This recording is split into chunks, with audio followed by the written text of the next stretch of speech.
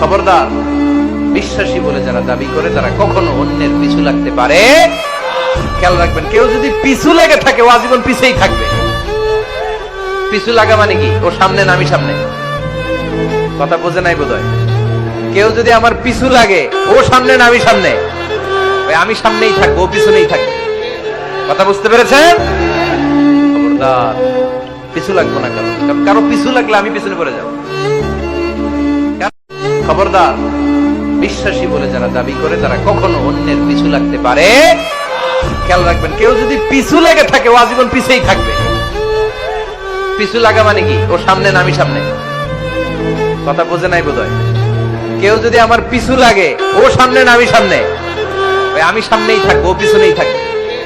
কথা বুঝতে পেরেছেন? খবরদার, পিছু লাগবো না কারো। কারো পিছু লাগলে আমি পিছনে পড়ে যাবো। বলতো কোরআনের কোন আয়াতটা সবচেয়ে সেরা? উবাই জানেন, তারপরে বললেন আল্লাহু ওয়া রাসূলুহু আ'লাম। আল্লাহ আল্লাহ রাসূল ভালো জানেন। দেখেন কত বিনয়ী ছিলেন সাহাবারা। জেনে উত্তর দিতে চাইতেন না, ভাবতেন না জানি বিশ্বনবী নতুন কিছু আমাদেরকে জানায়। বিশ্বনবী আবার বললেন, তুমি কি জানো কোরআনের সবচেয়ে শ্রেষ্ঠ আয়াত কোনটা?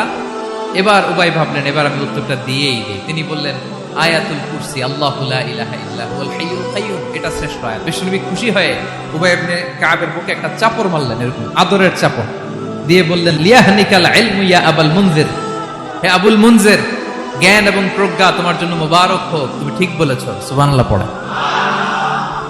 তাহলে এই প্রথম ইনফরমেশনটা আজকে জানলাম। কোরআনের সর্বশ্রেষ্ঠ আয়াতের নাম,